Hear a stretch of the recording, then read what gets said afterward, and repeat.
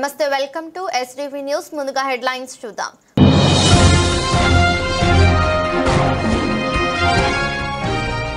TDP YCP రెండు పార్టీలు అధికారంలో ఉన్నప్పుడు తమకు అన్యాయం చేశారన్న ఆరోపించిన Andhra Pradesh municipal engineering workers union నగర అధ్యక్షుడు పి మహేష్ బాబు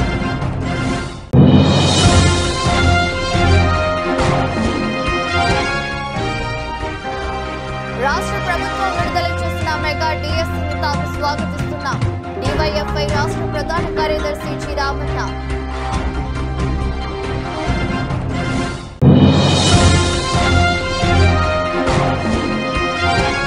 రాష్ట్రంలో ప్రజా ప్రభుత్వం ఏర్పడ్డాక తొలి FDI Sri City LG unit Sri సిటీలో ఎల్జీ ఎలక్ట్రానిక్స్ కంపెనీ భూమి పూజ కార్యక్రమంలో పాల్గొన్న విద్యా ఐటీ శాఖల మంత్రి నారా లోకేష్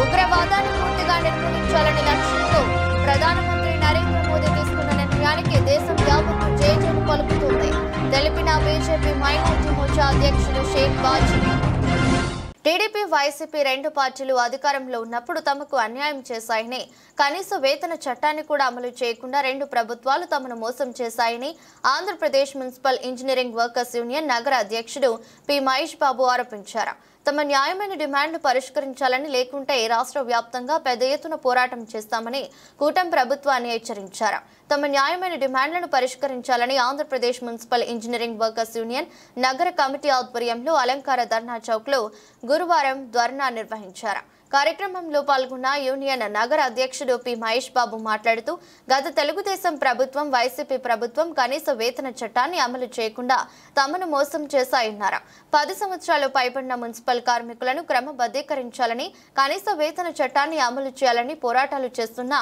న్యాయం జరగడం లేదన్నారు ప్రభుత్వం తమ న్యాయమైన డిమాండ్లను పరిష్కరించాలని లేకుంటే రాష్ట్ర వ్యాప్తంగా పెద్ద ఎత్తున ఉద్యమం చేయాల్సి వస్తుందని హెచ్చరించారు ఏపీ మున్సిపల్ వర్కర్స్ యూనియన్ తరపున విజయవాడ నగర కమిటీ అధ్యక్షులు పి మహేష్ బాబు విజయవాడలో ఉన్నటువంటి కార్మికులే కాక రాష్ట్ర వ్యాప్తంగా ఈరోజు ఏపీలో ఉన్నటువంటి మున్సిపల్ ఇంజనీరింగ్ వర్కర్స్ యూనియన్ నగరమంతా నీళ్లు మాకు మాత్రం కన్నీళ్ళు అనేటటువంటి ఒక ఇదితోటి కార్మికులందరూ కూడా ముందుకొచ్చినటువంటి పరిస్థితి ఎందుకంటే కొంతమందికి అన్నం పెట్టి కొంతమందికి ఆహారం పెట్టినటువంటి పరిస్థితుల్లో ప్రభుత్వాలు వ్యవహరించినాయి 2012 సంవత్సరం నుంచి టీడీపీ గవర్నమెంట్ మోసం చేసింది అలాగే 2019 వరకు అలాగే జగన్మోహన్ రెడ్డి గారి గవర్నమెంట్ కూడా మమ్మల్ని మోసం చేయడం జరిగింది ఎందుకంటే కనీస వేతనం చట్టం వచ్చినప్పటికీ కూడా కనీస వేతనం చట్టం నెరవేర్చకుండా మాకు 15,000 రూపాయలు మాత్రమే మాకు జీతం ఇస్తే అది కటింగులు పోను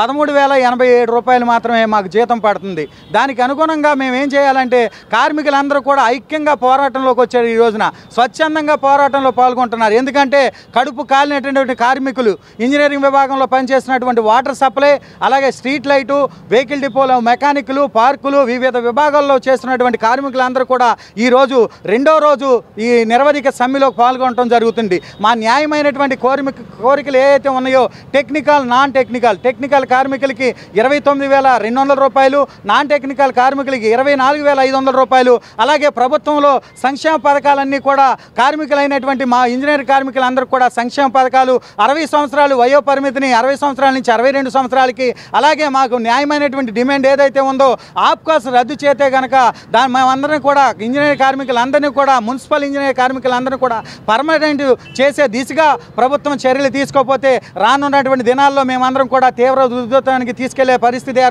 ఏర్పడి ఉంది ఈరోజు రెండో రోజు చేరుకున్నది అలాగే మేము ఉన్నటువంటి వార్డు మీద ఉన్నటువంటి కార్మికులే ఈరోజు పాల్గొనడం జరిగింది రేపటి నుంచి వాటర్ బంద్ చేసి స్ట్రీట్ లైట్ ఆపేసి ముందుకొచ్చేటటువంటి నిరవధిక సమ్మెలో పాల్గొనేటటువంటి పరిస్థితికి గవర్నమెంట్ తీసుకొచ్చింది కాబట్టి కేవలం మమ్మల్ని చర్చలకి పిలిచి మా న్యాయమైనటువంటి కోరికలు తీర్చవలసిందిగా కోరుతున్న లేనటువంటి పక్షంలో ఈ రాష్ట్ర ముఖ్యమంత్రి వర్యులు నారా చంద్రబాబు నాయుడు గారు అలాగే డిప్యూటీ సీఎం గారు అయినటువంటి పవన్ కళ్యాణ్ గారు దృష్టికి తీసుకెళ్లి వెంటనే మా సమస్యలు పరిష్కరించవలసిందిగా కోరుతున్నాం లేడీర్ల ఈ అన్నిటికీ కూడా మీరే పూర్తి బాధ్యత వహించాల్సిందిగా కోరుకుంటూ పి మహేష్ బాబు విజయవాడ నగర కమిటీ ఏపీ మున్సిపల్ ఇంజనీర్ కార్మికులు రాష్ట్ర ప్రభుత్వం విడుదల చేసిన మెగా డిఎస్సీని తాము స్వాగతిస్తున్నామని డివైఎఫ్ఐ రాష్ట్ర ప్రధాన కార్యదర్శి జి రామన్న వెల్లడించారు. ఇచ్చిన నోటిఫికేషన్లో తమకు ఎన్నో అభ్యంతరాలు ఉన్నాయని వాటిని ప్రభుత్వం దృష్టికి తీసుకువెళ్లామని అభ్యంతరాలపై ప్రభుత్వం సమాధానం చెప్పాల్సిన అవసరం ఉందన్నారు. ప్రభుత్వం ఇచ్చిన డిఎస్సీ నోటిఫికేషన్లో ఉన్న అభ్యంతరాలను పరిశీలించి పరిష్కరించాలంటూ డివైఎఫ్ఐ ఆధ్వర్యంలో అలంకార్ ధర్నా చౌక్ లో ధర్నా నిర్వహించారు. కార్యక్రమంలో డివైఎఫ్ఐ రాష్ట్ర ప్రధాన కార్యదర్శి జి రామన్న మాట్లాడుతూ రాష్ట్ర ప్రభుత్వం మెగా డిఎస్సీ విడుదల చేసి నందుకు ప్రభుత్వానికి కృతజ్ఞతలు తెలుపుతున్నామని, అయితే ఈ డిఎస్సీ నోటిఫికేషన్ విషయంలో తమకు ఎన్నో అభ్యంతరాలు ఉన్నాయని వాటిని ప్రభుత్వం దృష్టికి తీసుకెళ్లామన్నారు. ప్రభుత్వం ఇంతవరకు స్పందించలేదన్నారు. నోటిఫికేషన్లో ఉన్న అభ్యంతరాలకు ప్రభుత్వం సమాధానం చెప్పాల్సిన అవసరం ఉందన్నారు. ప్రభుత్వం తమ డిమాండ్ల పట్ల స్పందించాలని, లేకుంటే రాష్ట్ర వ్యాప్తంగా పోరాటం చేయాల్సిన పరిస్థితి వస్తుందని హెచ్చరించారు. కార్యక్రమంలో ప్రభాకర్, కుప్పయ్య, సారథి, నరసింహులు, వీరాజు తదితరులు పాల్గొన్నారు. 11 నెలల తర్వాత ఎట్టకేలకు డిఎస్సి నోటిఫికేషన్ 16,347 పోస్టులతో విడుదల చేశారు. కానీ రాష్ట్ర వ్యాప్తంగా ఈ పరీక్ష రాస్తున్న 4 లక్షల మంది టెట్ క్వాలిఫైడ్ అభ్యర్థులు ఎవరూ కూడా సంతృప్తికరంగా లేరు. మానసికంగా చాలా ఆందోళన ఎదుర్కొంటున్నారు, మానసిక అశాంతిని ఎదుర్కొంటున్నారు. దానికి 3-4 ప్రధానమైన అంశాలు ఉన్నాయి. మొదటిది, ఈ సమయం 45 రోజులు మాత్రమే ఇచ్చారు. దానికి ఉన్న డిఎస్సికి ఉన్నటువంటి సిలబస్కి ఈ సమయంలో పుస్తకాలు అటు నుంచి ఇటు తిరిగేయడానికి కూడా సమయం సరిపోదు. దీన్ని 90 రోజులకి పెంచాలని అభ్యర్థులు అందరూ ఏకగ్రీవంగా కోరుతున్నారు. ఎందువల్లంటే గతంలో ఎస్సీ వర్గీకరణ కోసం దీని 5-6 నెలలు నోటిఫికేషన్ ఇవ్వలేదు. ఇప్పుడు ఇంకో 45 రోజులు అదనంగా ఇచ్చిన వల్ల పోయేదేమీ కూడా లేదు. అందువల్ల సమయం 90 రోజులు అంటే ఇంకో 45 రోజులు కూడా ఇవ్వాలని అభ్యర్థులు డిమాండ్ చేస్తున్నారు. రెండవది, వయో పరిమితి. డిఎస్సికి 2018 44 ఏళ్ళు, ఇప్పుడు కూడా 44 ఏళ్ళే ఇచ్చారు. 2018 నుంచి డిఎస్సి ఒకటి కూడా రాలేదు, 7 ఏళ్ళు గడిచిపోయింది. అనేక మంది అభ్యర్థులకి వయో పరిమితి మించిపోయింది, వాళ్ళకి ఏజ్ బార్ అయిపోయింది. అందువల్ల వయో పరిమితిని 47 ఏళ్ళకి పెంచాలని మేము కోరుతా ఉన్నాం. 47 ఏళ్ళకి కనుక పెంచితే ఎస్సీ ఎస్టీ అభ్యర్థులకి మరో 5 ఏళ్ళు, బీసీ అభ్యర్థులకి 5 ఏళ్ళు రావడానికి అవకాశం ఉంది. చాలామంది అభ్యర్థులు ఆ వయో పరిమితి దాటిపోయి టెట్ క్వాలిఫై అయినప్పటికీ ఈ పరీక్ష రాయలేనటువంటి పరిస్థితి ఏర్పడింది. మూడోది, ఈ పరీక్ష ఆన్లైన్లో జరుగుద్ది, దాదాపు 4 రోజులు జరుగుద్ది. అంటే 30-40 సెషన్స్లో జరుగుద్ది. ఒక రోజు వచ్చిన క్వశ్చన్ పేపర్ ఇంకో రోజు రాదు. ఒక రోజు కష్టంగా ఉంటుంది, ఒక రోజు తేలిగ్గా ఉంటుంది. నార్మలైజేషన్ చేస్తామని చెప్పారు, కానీ అది కూడా సంతృప్తికరంగా ఉండదు. అందువల్ల జిల్లాకో ప్రశ్నాపత్రం, తెలంగాణలో రేవంత్ రెడ్డి గవర్నమెంట్ జిల్లాకో ప్రశ్నాపత్రం ఇచ్చింది. అదేవిధంగా ఇక్కడ కూడా 13 జిల్లాలు, ఉమ్మడి జిల్లాలు ఇస్తే సరిపోద్ది, 13 జిల్లాలకు 13 ప్రశ్నాపత్రాలు ఇవ్వాలని మీకు కోరుతా ఉన్నాం. ఇవి కాకుండా అనేక మంది అభ్యర్థులు టెట్ క్వాలిఫై, బీఈడీఐ చేసినప్పటికి కూడా మార్కులు సరిపడా లేవని వాళ్ళని డిస్క్వాలిఫై చేస్తున్నారు. ఉదాహరణకు 2011 ముందు క్వాలిఫై అయినటువంటి అభ్యర్థులు వాళ్ళకు 30% 37% ఉన్నాయి. వాళ్ళందరినీ తీసుకోవాలని ఎన్సిటీ ఎప్పుడో చెప్పింది. అలా ఓసీ అభ్యర్థులకు 50% ఉండాలని కొత్త నిబంధన పెట్టారు. దీనివల్ల కొన్ని వేల మంది డిస్క్వాలిఫై అయ్యే పరిస్థితి ఏర్పడింది. వీటితో పాటు నవోదయ లాంటి పాఠశాల నిరుద్యోగులు, పీడీఎఫ్ ఎమ్మెల్సీలు, డివైఎఫ్ఐ లాంటి సంఘాలు అనేక సుదీర్ఘకాలం పోరాటం చేసి డిఎస్సి సాధించారు. దానికి రాష్ట్ర ప్రభుత్వానికి ప్రత్యేక ధన్యవాదాలు తెలియజేస్తున్నాం. అయితే ఈ డిఎస్సిలో అనేక అంశాలు మేము ఇప్పటికే రాష్ట్ర మంత్రి గారికి లేఖలు రాసి ఉన్నాము. అనేక మంది అనేక రూపాల్లో ఇప్పటికే మెయిల్ చేసి ఉన్నారు. ఇందులో ప్రధానంగా వయో పరిధికి సంబంధించి 40 ఏళ్ళకి పెంచాలనేటువంటిది ఒక ప్రధానమైన డిమాండు. అలాగే ఈరోజు ఒకే జిల్లాకు ఒకే పేపర్ ఉండటం వల్ల ఈరోజు అందరికీ సమన్వయం జరుగుతుంది అనేటువంటిది మా రెండవ డిమాండు. అలాగే డైట్ చేసిన వాళ్ళకి, బీఈడీ చేసిన వాళ్ళందరికీ కూడా డిఎస్సిలో అవకాశం కల్పించాలని చెప్పి, అలాగే బీఎస్సీలో సిఎస్ చేసిన వాళ్ళకు ఇప్పుడు స్కూల్ అసిస్టెంట్ సంబంధించి పిఎస్ రాయడానికి అర్హత లేదని చెప్తున్నారు. ఎవరైతే వాళ్ళు దానికి అర్హత ఉన్నారో వాళ్ళకి ఆ సబ్జెక్ట్ లేదంటున్నారు. అలాగే పీఈటీ పోస్టులు ఇందులో తక్కువగా ఉన్నాయి. ఈ అన్ని విషయాల మీద, టెక్నికల్ విషయం మీద ప్రధానంగా 90 రోజులు ఏదైతే సిలబస్, ద హెవీ సిలబస్ ఉంది, విస్తృతంగా ఉంది. కేవలం 44 రోజులు 40 రోజులు అంటే సాధ్యపడదు. కనీసం దానికి 45 రోజులు యాడ్ చేసి 90 రోజులైనా చదువుకోవడానికి సమయం ఇవ్వాలనేది మా ప్రధానమైన డిమాండు. ఈ డిమాండ్ మీద ఈరోజు శాంతియుతంగా ఆందోళన చేస్తున్నాం. రాష్ట్ర ప్రభుత్వం మా ఆవేదన, మా ఆక్రందన అర్థం చేసుకొని తక్షణమే సమస్య పరిష్కారం చేయాలని చెప్పి, ఆ రకంగా పరిష్కారం చేయకపోతే నేను అనేక జిల్లాలు చేశాం, ఈరోజు కూడా అనేక జిల్లాలు చేస్తున్నాం, రేపు పెద్ద ఎత్తున కూడా ఆందోళనకు సిద్ధమవుతామని చెప్పి మాత్రం ఈ రాష్ట్ర ప్రభుత్వానికి హెచ్చరిక చేస్తున్నాం. Thank you. రైతాంగ ప్రయోజనాలకు రాష్ట్ర ప్రభుత్వం పెద్దపీట వేస్తుందని ప్రభుత్వ విప్ శాసనసభ్యులు బోండా ఉమామహేశ్వరరావు అన్నారు. టీడీపీ కూటమి ప్రభుత్వం రైతాంగ సంక్షేమాన్ని కాంక్షించే ప్రభుత్వం అన్నారు. ఈ క్రమంలోనే రైతులకు ఉపయోగపడే ట్రాక్టర్లు, ఇతర పనిముట్ల తయారీ సంస్థలకు ప్రభుత్వ పరంగా చేయూత అందించి పరోక్షంగా రైతులకు సహకరిస్తున్నట్లు చెప్పారు. జక్కంపూడి కాలనీ పైపుల రోడ్డు, ఇన్నర్ రింగ్ రోడ్డు వెంబడి Escorts tractor company power track brand Kumaraswamy automobiles నూతన షోరూంను ఎమ్మెల్యే బోండా ఉమామహేశ్వరరావు ప్రారంభించారు. ఈ సందర్భంగా మాట్లాడుతూ వ్యవసాయ రంగంలో నానాటికి విప్లవాత్మకమైన మార్పులు చేసుకున్నాయని, అధునాతన టెక్నాలజీతో కూడిన యంత్ర పరికరాలు వ్యవసాయానికి అందుబాటులోకి వస్తున్నాయని చెప్పారు. ఆ క్రమంలోనే ప్రఖ్యాత tractors company power track brand ట్రాక్టర్లను తీసుకురావడం శుభ పరిణామమన్నారు. రైతులకు ఉపయోగపడే వ్యవసాయ పనిముట్లపై ప్రభుత్వం సబ్సిడీ ఇస్తుందని, రైతు భరోసా త్వరలోనే అందిస్తామని ఈ సందర్భంగా బోండా ఉమా తెలిపారు. Escorts Kubota limited AP head regional business manager K Lakshman Kumar మాట్లాడుతూ ఎన్టీఆర్ కృష్ణా జిల్లా ప్రాంత రైతులకు సౌకర్యంగా ఉండేందుకు విజయవాడలో ఒక డీలర్షిప్ బ్రాంచ్ ని ఏర్పాటు చేసినట్లు చెప్పారు. కుమారస్వామి ఆటోమొబైల్స్ ను ప్రారంభించినట్లు తెలిపారు. షోరూం అధినేత కంపెనీ ఆథరైజ్డ్ డీలర్ కుమారస్వామి మాట్లాడుతూ ఎన్టీఆర్ జిల్లాలో సుమారు 15 మండలాల రైతులకు అందుబాటులో ఉంటూ ట్రాక్టర్ల సర్వీసు సేల్స్ చేయనున్నట్లు చెప్పారు. రైతులకు నాణ్యమైన సేవలను కుమారస్వామి ఆటోమొబైల్స్ అందిస్తుందని భరోసా ఇచ్చారు. ఈరోజు వ్యవసాయ రంగంలో అనేకమైనటువంటి యంత్ర పరికరాలు, అత్యాధునిక టెక్నాలజీ వచ్చినటువంటి సందర్భంలో మరి పేరుగాంచినటువంటి సంస్థ ఎస్కాట్స్ ఆధ్వర్యంలో రాష్ట్రం మొత్తం కూడా అనేక బ్రాంచ్లు ఉన్నాయి. ఇవాళ సెంట్రల్ నియోజకవర్గంలో ఇక్కడ ఒక కొత్త బ్రాంచ్ని కూడా ఓపెన్ చేయడం సంతోషం. ప్రభుత్వ పరంగా అందరికీ రైతన్నలకి అండగా ఉంటా ఉన్నాం. రైతు భరోసా కూడా 20,000 రూపాయలు ఈ నెలలోనే వేయబోతూ ఉన్నాం. అట్లాగే రైతు పనిముట్లు, యంత్ర సామాగ్రి కూడా ఇవ్వబోతూ ఉన్నాం. వరి కోత మిషన్లు కానీ, ట్రాక్టర్లు కానీ, అలాగే అనేక వ్యవసాయానికి పనికొచ్చే పనిముట్లు రైతుకు అండగా ఉండాలన్నది ప్రభుత్వం యొక్క ముఖ్య ఉద్దేశం. అట్లాగే ఇలాంటి సంస్థలన్నీ కూడా ముందుకొచ్చి రైతులకి అండగా ఉండాల్సిన అవసరం ఉంది.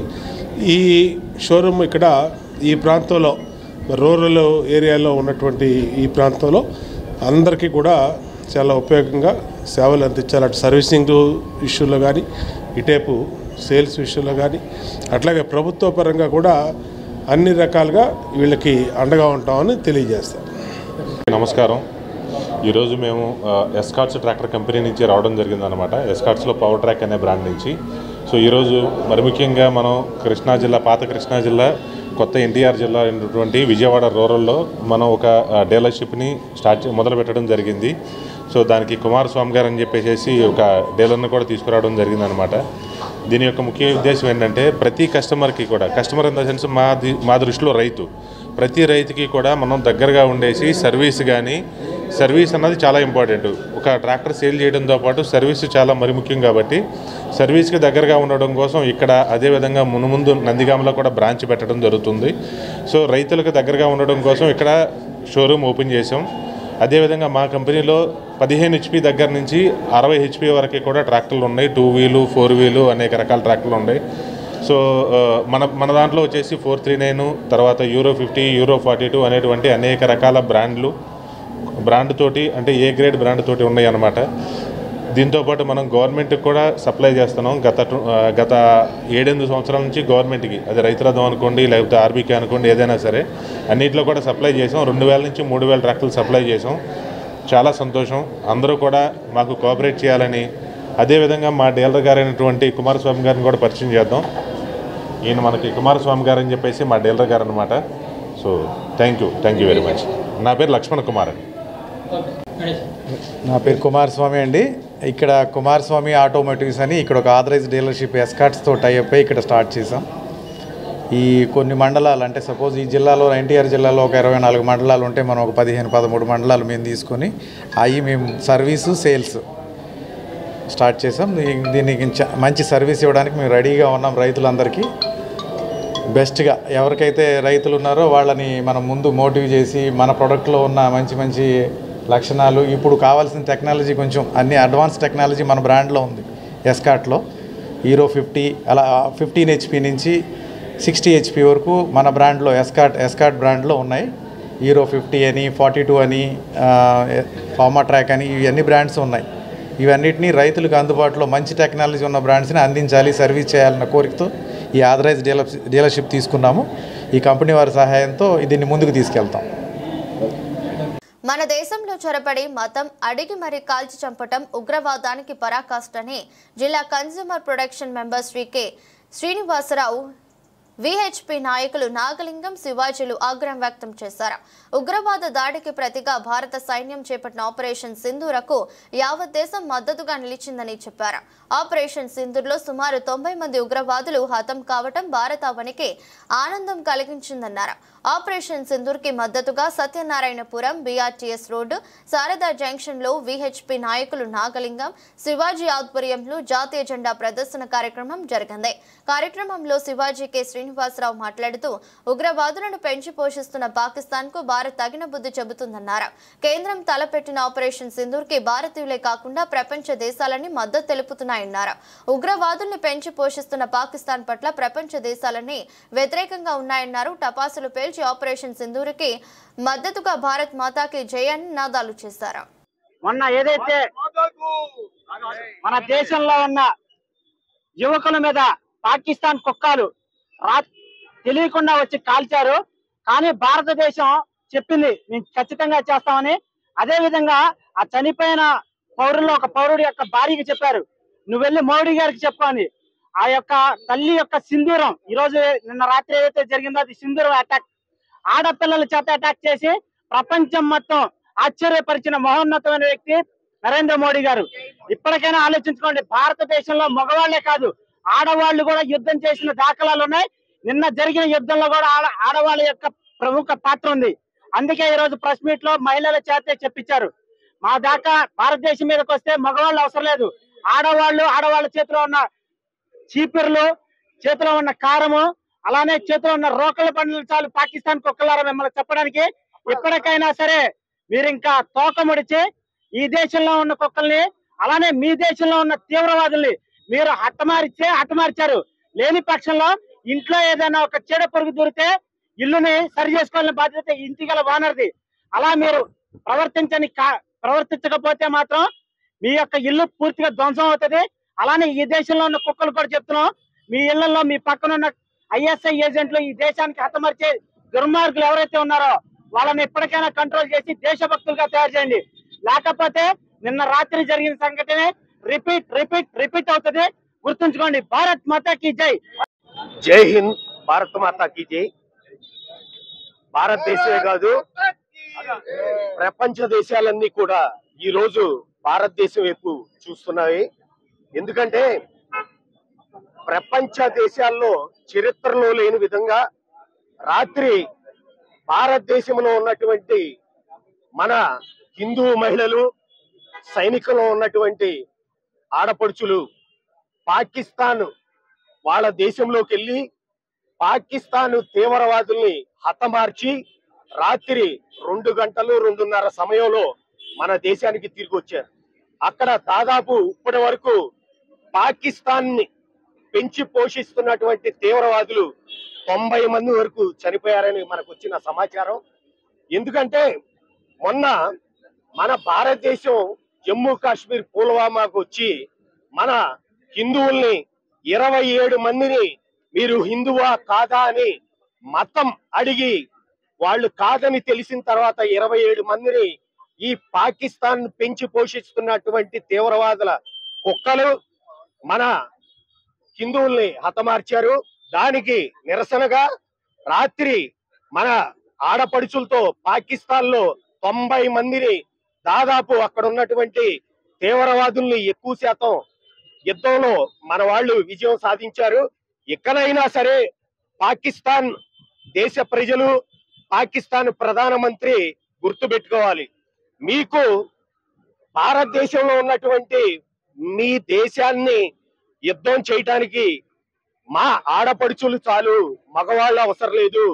మీరు ఆడంగుల్లాగా మా దేశంలోకి వచ్చి మీరు మతం అడిగి చంపివేయటం అనేది అది దారుణం. కానీ మా మహిళలు తలుచుకుంటే మీ దేశాన్ని నామరూపాలు లేకుండా 2 గంటల్లో పూర్తిగా పాకిస్తాన్ ని మన చిత్రపటంలో లేకుండా చేసే దమ్ము భారతదేశంలో ఉన్నటువంటి మహిళలకు ఉంది. అది తెలుసుకోవాలి. పాకిస్తాన్ ని ప్రేమించే భారతదేశంలో ఉన్నటువంటి కుక్కలు కూడా కళ్ళు తెరుచుకొని చూడకపోతే మీరు కూడా పాకిస్తాన్ వెళ్లిపోయే పరిస్థితి వస్తుంది. అక్కడ తాగడానికి నీళ్లు లేకపోతే మీకు ఏ విధంగా మొన్న ఇబ్బందులు పడ్డారో. సంక్షేమం అభివృద్ధి చేస్తూ సంపద సృష్టించడం అనేది ముఖ్యమంత్రి నారా చంద్రబాబు నాయుడుతోనే సాధ్యమని ఎమ్మెల్యే గద్దె రామ్మోహన్ తెలిపారు. ఉమ్మడి ఆంధ్రప్రదేశ్లో హైదరాబాద్ను అభివృద్ధి చేసినట్లుగానే ఇప్పుడు అమరావతిని ముఖ్యమంత్రి నారా చంద్రబాబు నాయుడు తప్పకుండా అభివృద్ధి చేసి సంపదను సృష్టిస్తారని చెప్పారు. గురువారం ఉదయం తూర్పు నియోజకవర్గ పరిధిలోని 14వ డివిజన్ దర్శిపేట 4 రోడ్ల జంక్షన్ పూజిత అపార్ట్మెంట్ ఏరియాలో ఎమ్మెల్యే గద్దె రామ్మోహన్ పర్యటించారు. స్థానికంగా ఉన్న సమస్యలను ఆయన స్వయంగా అక్కడి ప్రజలను అడిగి తెలుసుకున్నారు. అనంతరం డివిజన్లో 70 లక్షల అంచనా వ్యయంతో చేపట్టిన పలు రోడ్లు, డ్రైన్ల నిర్మాణ పనులకు ఎమ్మెల్యే గద్దె రామ్మోహన్ శంకుస్థాపన చేశారు. కార్యక్రమంలో చెన్నుపాటి గాంధీ, ముమ్మనేని ప్రసాద్, నర్రా కిషోర్, గరికపాటి శ్రీనివాసరావు, కర్ణ కోటేశ్వరరావు, చెరుకూరు సాంబయ్య, చిటిబొమ్మ గణేష్, షేక్ ఫాతిమా, ఎడ్లపల్లి నాగరాజు, గద్దె రమేష్, కార్పొరేషన్ ఈ సామ్రాజ్యం ఏఈ జశ్వంత్ తదితరులు పాల్గొన్నారు.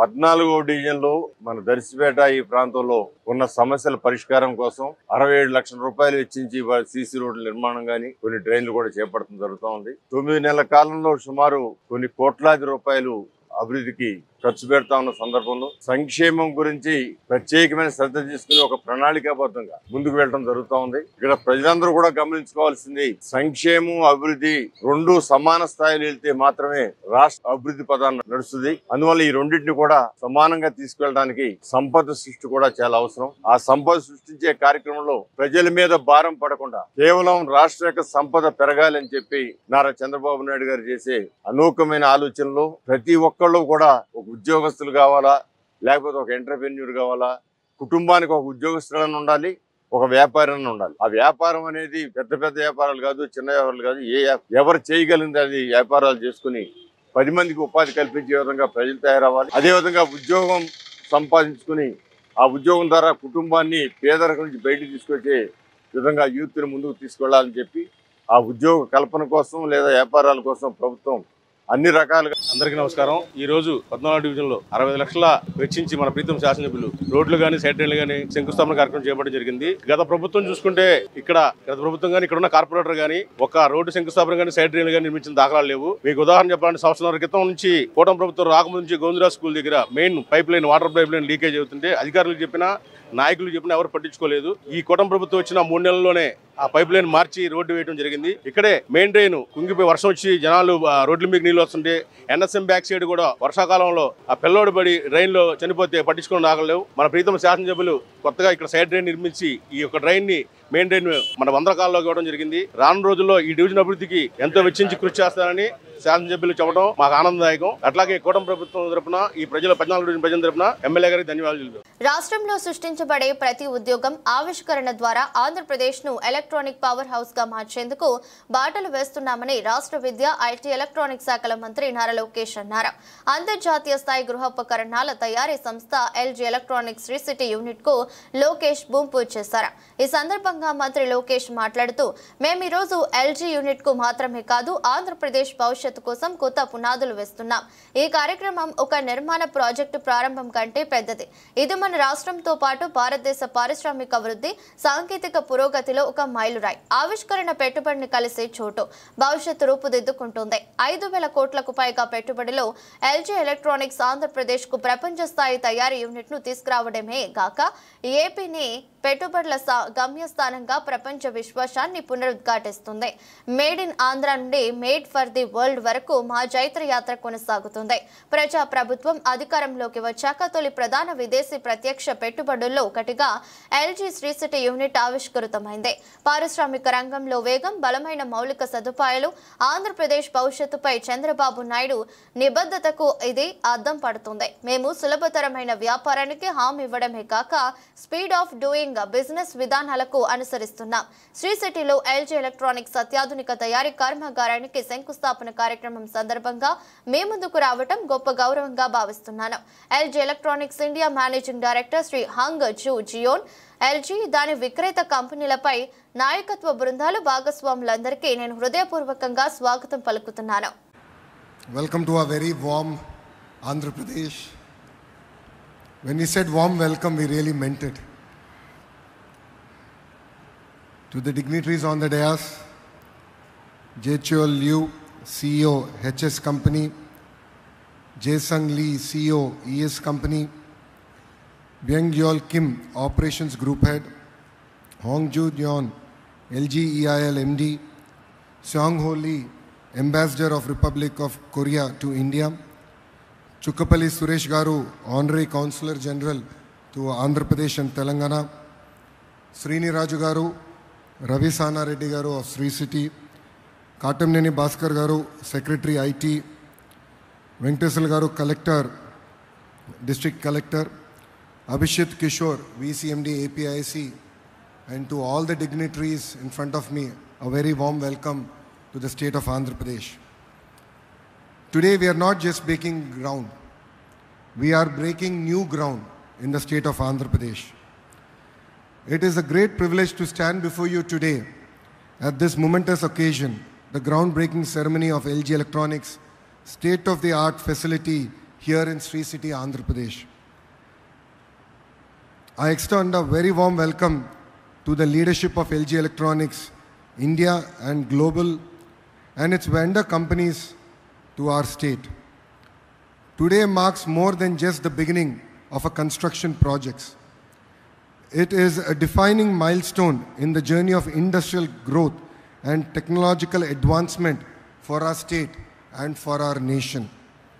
Where innovation meets investment, the future is taking shape. With an investment exceeding 5,000 crores, LG Electronics is not only bringing a world-class manufacturing unit to Andhra Pradesh, but is also reaffirming global confidence in our state as a premier investment destination. We are really excited to deliver a product made in Andhra Pradesh, made for the world. This project is one of the first major foreign direct investment under the new government. The people of Andhra Pradesh gave us a resounding mandate. It's a history that we created in the last election. 94% of the seats that we contested, we won. And the clear mandate was about creating jobs. And we believe that this investment is in the step in that direction. This also reflects our leader, Mr. Naidu's commitment to speed of doing business, robust infrastructure, a future-focused vision of Andhra Pradesh. We promised ease of doing business, and today we are delivering speed of doing business. The LG factory will produce advanced home appliances, refrigerators, air conditioners, and washing machines, integrating the latest in smart and energy-efficient technology. Operation సింధూర్కు ఆంధ్రప్రదేశ్ సంపూర్ణ మద్దతు ప్రకటిస్తుందని విద్యుత్ శాఖ మంత్రి గొట్టిపాటి రవికుమార్ తెలిపారు. ప్రధానమంత్రి నరేంద్ర మోదీ అమరావతి పర్యటనకు వచ్చినప్పుడు CM Chandrababu Naidu, deputy CM Pawan Kalyan ఉగ్రవాదంపై చర్యలకు ప్రకటించిన మద్దతును రాష్ట్ర ప్రజలంతా స్వాగతిస్తున్నారన్నారు. దేశం భద్రత కోసం ప్రజలంతా ఒకటవుతుంటే రాష్ట్రం బాగు కోసం జగన్ కు మాత్రం మనసు రావట్లేదని విమర్శించారు. సింధూర్కి పూర్తి మద్దతు, ఆంధ్ర రాష్ట్ర ప్రభుత్వం పూర్తి మద్దతు ఉంది. ఇటీవల ఆంధ్ర రాష్ట్ర పర్యటనకు వచ్చిన మోడీ గారికి కూడా, ప్రధానమంత్రి మోడీ గారికి కూడా మన కూటమికి సంబంధించిన నాయకులు, మన ముఖ్యమంత్రి వర్యులు నారా చంద్రబాబు నాయుడు గారు కానీ, అదేవిధంగా పవన్ కళ్యాణ్ గారి, అదేవిధంగా మన లోకేష్ గారు కూడా పూర్తి మద్దతు ఇస్తామని చెప్పి తెలియజేశారు. కేంద్ర ప్రభుత్వం మోడీ గారి నాయకత్వంలో ఏ నిర్ణయం తీసుకున్నా సరే మన రాష్ట్ర ప్రభుత్వం, రాష్ట్ర ప్రజలు కూడా పూర్తిగా మోడీ గారి నిర్ణయానికి పూర్తి మద్దతు ఇస్తామని చెప్పి తెలియజేసి ఆ రోజు చెప్పడం జరిగింది. అది ఖచ్చితంగా మద్దతు ఇస్తాం. అదే కాకుండా ముఖ్యమైన విషయం ప్రజల దృష్టికి తీసుకురావాలి, ఆంధ్ర రాష్ట్ర ప్రజల దృష్టికి. ఎందుకంటే ఇటీవల కాలంలో పదే పదే సాక్షి పత్రికను అడ్డం పెట్టుకొని తప్పుడు రాతలన్నీ కూడా రాస్తూ ఉన్నారు. ముఖ్యంగా మొన్న మధ్య యాక్సిస్ బ్రూక్ ఫీల్డ్ తోటి రాష్ట్ర ప్రభుత్వం ఒక పీపీఏ అయింది. మన ఎస్పీటీసీఎల్ నుంచి దాన్ని తప్పుడు రాతలతోటి ప్రజలను తప్పుదోవ పట్టిస్తూ ఉన్నారు. దాని గురించి పూర్తిగా ప్రజలకు తెలియజేయాల్సిన అవసరం ఉంది కనుక మీ ద్వారా ముందుకు వస్తూ ఉన్నాము. యాక్సిస్ అను బ్రూక్ఫీల్డ్ కలిపి మనం రాయలసీమ ప్రాంతంలో దాదాపు 400 మెగావాట్లు మనం ₹4.60 పీపీఏ చేసామన్నమాట. ఇది పీక్ కవర్స్ని, దాని పీక్ అవర్స్ అంటే మనకు పొద్దున పూట 6 నుంచి 10 దాకా, అట్లనే సాయంత్రం పూట 6 నుంచి 10 దాకా మనం పీక్ అవర్స్ అంటాము. అక్కడ విపరీతమైన పవర్ షార్టేజ్ ఉండటం వల్ల మనం చాలా పెద్ద ఎత్తున బయట పర్చేజ్ చేస్తూ ఉంటాం అనమాట. ఎక్కువ రేటుతో పర్చేజ్ చేస్తూ ఉంటాం పవర్. గత ప్రభుత్వం ఇదే పీపీఏని, యాక్సిస్కి సంబంధించిన పీపీఏని ₹5 పైచీలకు డబ్బులతో 12 పైసలు పైన పైచీలకు పంపిస్తే మనం దాన్ని మళ్ళీ వాళ్ళతో మాట్లాడి, ఎవరితో యాక్సిస్ వాళ్ళతో కానీ బ్రూక్ఫీల్డ్ వాళ్ళతో పిలిచి వాళ్ళతో మాట్లాడి మాకు ఇంత పవర్ ఇవ్వాలి, దాదాపు మేము ₹4.60 మాత్రమే చేయగలుగుతామని చెప్పి మనం పీక్ అవర్స్ని డిమాండ్ని మీట్ కావటం కోసం మనం ఈ ప్రయత్నం చేసాం. ₹4.60 ఇచ్చాము.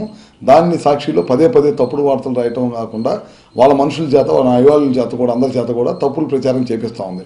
గతంలో కూడా మీరు చూసి ఉంటారు, 19 నుంచి 24 దాకా వాళ్ళు ఈ విద్యుత్ వ్యవస్థను సర్వనాశనం చేశారు. ₹1,29,000 పైచిలకు అప్పులు చేసేసి భారాలను వేసేసి వెళ్ళిపోయారు. పోయినసారి కూడా ఇట్లానే షార్ట్ పవర్ పర్చేసెస్ ద్వారా దాదాపు 1 సంవత్సరంలోనే ₹10,000 పైన ఖర్చు పెట్టారు. మనం ఇట్లాంటివన్నీ కూడా ఖర్చు రాకూడదు, ప్రజల మీద భారం పడకూడదు. మనం మిగులు విద్యుత్ తోటి రాష్ట్రాన్ని వాళ్ళకి అప్పచెబితే ఈ రాష్ట్రంలో 9 సార్లు విద్యుత్ ఛార్జీలు పెంచడమే కాకుండా మళ్ళీ విపరీతమైన అప్పులు చేసి భారాన్ని ప్రజల మీదేసి వెళ్ళారు.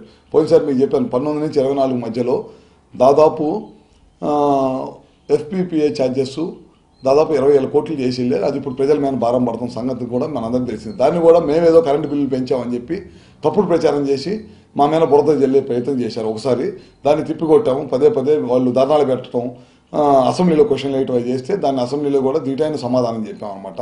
మా ప్రభుత్వం అధికారంలోకి వచ్చిన తర్వాత ₹1 కూడా కరెంట్ ఛార్జీలు పెంచలేదు. రాబోయే రోజుల్లో కరెంట్ ఛార్జీలు పెంచకుండా ఉండటం కోసం చేసే ప్రయత్నం చేస్తూ ఉన్నాం అన్ని విధాలా. అదే కాకుండా వీలైతే ముఖ్యమంత్రి గారు అయితే కరెంటు ఛార్జీలు తగ్గించాలని కూడా చెప్పిన భాగంలోనే ఈ యాక్సిస్ బ్రూక్ఫీల్డ్కి సంబంధించిన మనం పీపీఐ చేసుకోవడం జరిగిందనమాట. మీరు ఒకసారి చూడండి, గమనిస్తే వాళ్ళు 2022 నవంబర్లో ₹5.12 ఇదే పీపీఐ జగన్ గవర్నమెంట్ పీపీఐ చేసుకున్నారు. పీపీఐకి పంపించారు, ప్రపోజల్ పంపిస్తే మనం దాన్ని వెనక్కి తెప్పించి, మన ప్రభుత్వం అధికారంలోకి వచ్చిన వెనక్కి తెప్పించి పూర్తిగా స్టడీ చేసి అంత కాదని చెప్పి మనం ₹4.60 చేసుకొని solar, wind plus battery storage ఏంటంటే పగలపూట తయారయ్యే సోలార్ని కానీ విండ్ కానీ వీటన్నిటిని కూడా బ్యాటరీలో స్టోరేజ్ చేసి దానికి పీక్ అవర్స్ అంటే మనకు సాయంత్రం పూట ఎప్పుడైతే కరెంటు ఎక్కువ రూపాయలతో కొంటామో ఆ టైంలో మనం ఈ బ్యాటరీలో స్టోర్ చేసిన పవర్ని మనకి అందించాలనేదే దీని పీపీఐ అగ్రిమెంట్ అనమాట. వాళ్ళు గతంలో మీరు ఒకసారి గమనిస్తే వాళ్ళు యావరేజ్గా ₹9.30 పైన పవర్ని కొనుగోలు చేశారు. దేశ ప్రధాని నరేంద్ర మోదీ చేతుల మీదుగా అమరావతి రాజధాని నిర్మాణ కార్యక్రమం చేసుకోవడం ఎంతో శుభ పరిణామమని, భవిష్యత్ రాష్ట్ర ప్రజలకు ఊహించని రాజధాని నిర్మాణం వేగవంతంగా పూర్తి చేసేందుకు ప్రతి ఒక్కరూ శ్రమించాలని ముఖ్యమంత్రి చంద్రబాబు నాయుడు కేబినెట్ల మంత్రులకు దిశానిర్దేశం చేశారు. రాజధాని పరిధిలో వివిధ సంస్థలకు భూ కేటాయింపులపై కేబినెట్లో ఆమోదం తెలిపారు. ముఖ్యమంత్రి నారా చంద్రబాబు నాయుడు అధ్యక్షతన ఏపీ రాష్ట్ర మంత్రివర్గ సమావేశం జరిగింది. ఈ భేటీలో అమరావతి పునర్నిర్మాణ పనులు ప్రారంభించిన ప్రధాని నరేంద్ర మోదీకి కేబినెట్ ధన్యవాదాలు తెలిపింది. 47వ సిఆర్డీఏ సమావేశంలో తీసుకున్న నిర్ణయాలకు ఆమోద ముద్ర వేశారు. రాజధాని పరిధిలో వివిధ సంస్థలకు భూ కేటాయింపులపై కేబినెట్ ఆమోదం తెలిపింది. తల్లికి వందనం, అన్నదాత సుఖీభవ తదితర సంక్షేమ కార్యక్రమాలపై చర్చించారు. తీర ప్రాంత భద్రత, రక్షణ రంగ పరిశ్రమల వద్ద జాగ్రత్తలు వంటి అంశాలపై చర్చించారు. ఆపరేషన్ సింధూర్ నిర్వహించిన త్రివిధ దళాలకు అభినందనలు తెలిపారు. ఏపీ పునర్విభజన చట్టంలో అమరావతి పేరు చర్చే ప్రతిపాదనను ఆమోదించింది. రాష్ట్రంలో పర్యాటక అభివృద్ధికి మెగా ఈవెంట్స్ నిర్వహించాలని చర్చించారు. సూపర్ 6 పథకాలను అమలు చేసే దిశగా ముందుకెళ్లేందుకు ప్రణాళికలు రూపొందించాలని అధికారులకు ఆదేశాలు జారీ చేశారు.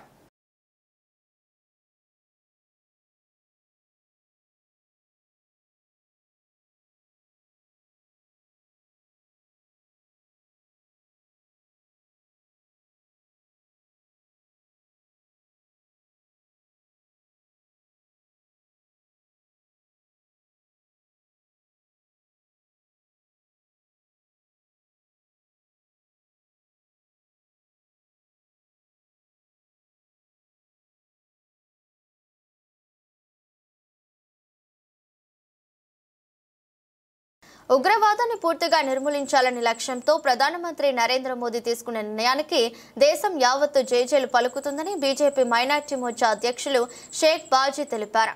పాకిస్తాన్ ఉగ్రవాదులను అంతం చేసేందుకు ఏ నిర్ణయం తీసుకున్నా దేశం మొత్తం నరేంద్ర మోదీ వెంట నడుస్తుందని చెప్పారు. ఆపరేషన్ సింధూరులో ఉగ్రవాద శిబిరాలను ధ్వంసం చేసిన మన సైనిక సోదరులకు శుభాకాంక్షలు తెలుపుతూ మైనారిటీ మోర్చా ఆధ్వర్యంలో ర్యాలీ జరిగింది. సంఘీభావ విజయోత్సవ ర్యాలీను జాతీయ జెండా ఊపి ప్రారంభించిన రాష్ట్ర సంఘటన ప్రధాన కార్యదర్శి ఎన్ మధుకర్ జీ రాష్ట్ర బీజేపీ కార్యాలయం నుండి సుభాష్ చంద్రబోస్ విగ్రహం వరకు ర్యాలీ. ఈ కార్యక్రమంలో బీజేపీ శాసనసభాపక్ష నేత పెన్మత్సా విష్ణుకుమారాజు, మైనార్టీ మోర్చా రాష్ట్ర ప్రధాన కార్యదర్శి సయ్యద్ బాషా, బీజేపీ రాష్ట్ర media incharge Pathuri Nagabhushanam, BJP NTR జిల్లా అధ్యక్షుడు అడ్డూరి శ్రీరామ్, మైనార్టీ మోర్చా నేతలు పాల్గొన్నారు. ఈ సందర్భంగా షేక్ బాజీ మాట్లాడుతూ దేశం మొత్తం ఇప్పుడు ఆపరేషన్ సింధూర్ విజయోత్సవం చేసుకుంటుందని పేర్కొన్నారు. దమ్మున్న ప్రధానమంత్రి నరేంద్ర మోదీ నేతృత్వంలో దేశానికి అన్ని విజయాలు వస్తున్నాయని చెప్పారు. దేశభక్తి లేని వారి పని పెట్టాల్సిందేనని చెప్పారు. మన దేశంలో ఉన్న యువకుల మీద పాకిస్తాన్ కుక్కలు తెలియకుండా వచ్చి కాల్చారు. కానీ భారతదేశం చెప్పింది మేము ఖచ్చితంగా చేస్తామని. అదేవిధంగా ఆ చనిపోయిన పౌరుల్లో ఒక పౌరుడి యొక్క భార్యకి చెప్పారు, నువ్వు వెళ్ళి మోడీ గారికి చెప్పుకొని. ఆ యొక్క తల్లి యొక్క సింధూరం ఈరోజు నిన్న రాత్రి ఏదైతే జరిగిందో అది సింధూరం అటాక్, ఆడపిల్లల చేత అటాక్ చేసి ప్రపంచం మొత్తం ఆశ్చర్యపరిచిన మహోన్నతమైన వ్యక్తి నరేంద్ర మోడీ గారు. ఇప్పటికైనా ఆలోచించుకోండి, భారతదేశంలో మగవాళ్లే కాదు ఆడవాళ్ళు కూడా యుద్ధం చేసిన దాఖలాలు ఉన్నాయి. నిన్న జరిగిన యుద్ధంలో కూడా ఆడవాళ్ళ యొక్క ప్రముఖ పాత్ర ఉంది. అందుకే ఈరోజు ప్రెస్ మీట్లో మహిళల చేతే చెప్పించారు. మా దాకా భారతదేశం మీదకి వస్తే మగవాళ్ళు అవసరం లేదు, ఆడవాళ్ళ చేతిలో ఉన్న చీపుర్లు, చేతిలో ఉన్న కారము, అలానే చేతిలో ఉన్న రోకల బండ్లను చాలు పాకిస్తాన్ కుక్కలారా మిమ్మల్ని చెప్పడానికి. ఎప్పటికైనా సరే మీరు ఇంకా తోక ముడిచి ఈ దేశంలో ఉన్న కుక్కల్ని, అలానే మీ దేశంలో ఉన్న తీవ్రవాదుల్ని మీరు హట్టమార్చారు. లేని పక్షంలో ఇంట్లో ఏదైనా ఒక చీడ పురుగు దూరితే ఇల్లుని సరి చేసుకోవాలని బాధ్యత ఇంటిగల ఓనర్ది. అలా మీరు ప్రవర్తించకపోతే మాత్రం మీ యొక్క ఇల్లు పూర్తిగా ధ్వంసం అవుతుంది. అలానే ఈ దేశంలో ఉన్న కుక్కలు కూడా చెప్తున్నాం, మీ ఇళ్లలో మీ పక్కన ఉన్న ఐఎస్ఐ ఏజెంట్లు ఈ దేశానికి హతమార్చే దుర్మార్గులు ఎవరైతే ఉన్నారో వాళ్ళని ఇప్పటికైనా కంట్రోల్ చేసి దేశభక్తులుగా తయారు చేయండి. లేకపోతే నిన్న రాత్రి జరిగిన సంఘటనే రిపీట్ అవుతుంది. గుర్తుంచుకోండి. భారత్ మాతాకి జై. ఇది ట్రైలర్ మాత్రమే. జై హింద్, భారత్ మాతాకి జై. భారతదేశమే కాదు ప్రపంచ దేశాలన్నీ కూడా ఈరోజు భారతదేశం వైపు చూస్తున్నాయి. ఎందుకంటే ప్రపంచ దేశాల్లో చరిత్రలో లేని విధంగా రాత్రి భారతదేశంలో ఉన్నటువంటి మన హిందూ మహిళలు, సైనికులు ఉన్నటువంటి ఆడపడుచులు పాకిస్తాన్ వాళ్ళ దేశంలోకి వెళ్ళి పాకిస్తాన్ తీవ్రవాదుల్ని హతమార్చి రాత్రి 2 గంటలు 2:30 సమయంలో మన దేశానికి తిరిగి వచ్చారు. అక్కడ దాదాపు ఇప్పటి వరకు పాకిస్తాన్ని పెంచి పోషిస్తున్నటువంటి తీవ్రవాదులు 90 మంది వరకు చనిపోయారని మనకు వచ్చిన సమాచారం. ఎందుకంటే మొన్న మన భారతదేశం జమ్మూ కాశ్మీర్ పుల్వామాకు వచ్చి మన హిందువుల్ని 27 మందిని మీరు హిందువా కాదా అని మతం అడిగి వాళ్ళు కాదని తెలిసిన తర్వాత 27 మందిని ఈ పాకిస్తాన్ పెంచి పోషిస్తున్నటువంటి తీవ్రవాదుల కుక్కలు మన హిందువుల్ని హతమార్చారు. దానికి నిరసనగా రాత్రి మన ఆడపడుచులతో పాకిస్తాన్లో 90 మందిని దాదాపు అక్కడ ఉన్నటువంటి తీవ్రవాదుల్ని ఎక్కువ శాతం యుద్ధంలో మన వాళ్ళు విజయం సాధించారు. ఎక్కడైనా సరే పాకిస్తాన్ దేశ ప్రజలు, పాకిస్తాన్ ప్రధానమంత్రి గుర్తుపెట్టుకోవాలి, మీకు భారతదేశంలో ఉన్నటువంటి మీ దేశాన్ని యుద్ధం చేయడానికి మా ఆడపడుచులు చాలు, మగవాళ్ళు అవసరం లేదు. మీరు ఆడంగుల్లాగా మా దేశంలోకి వచ్చి మీరు మతం అడిగి. వార్తలు ముగించే ముందు మరోసారి హెడ్లైన్స్.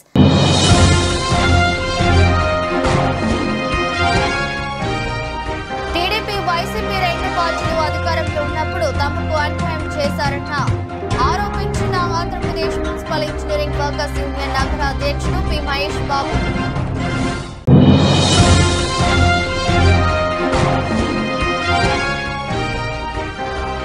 రాష్ట్ర ప్రభుత్వం విడుదల చేసిన మెగా డిఎస్సీని తాము స్వాగతిస్తున్నాం. డివైఎఫ్ఐ రాష్ట్ర ప్రధాన కార్యదర్శి జి రామన్న.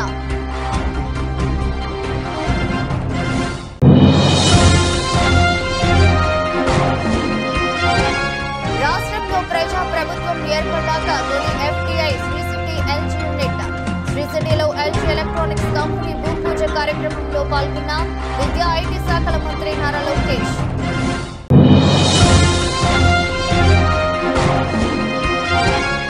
ఉగ్రవాదాన్ని పూర్తిగా నిర్మూలించాలనే లక్ష్యంతో ప్రధానమంత్రి నరేంద్ర మోదీ తీసుకున్న నిర్ణయానికి దేశం యావత్తు జేజేను పలుకుతుంది తెలిపిన బీజేపీ మైనార్టీ మోర్చా అధ్యక్షుడు షేక్ బాజీ. ఈ దృష్టి బులెటిన్ మరో బులెటిన్లో మళ్ళీ కలుద్దాం. అంతవరకు సెలవు. నమస్కారం.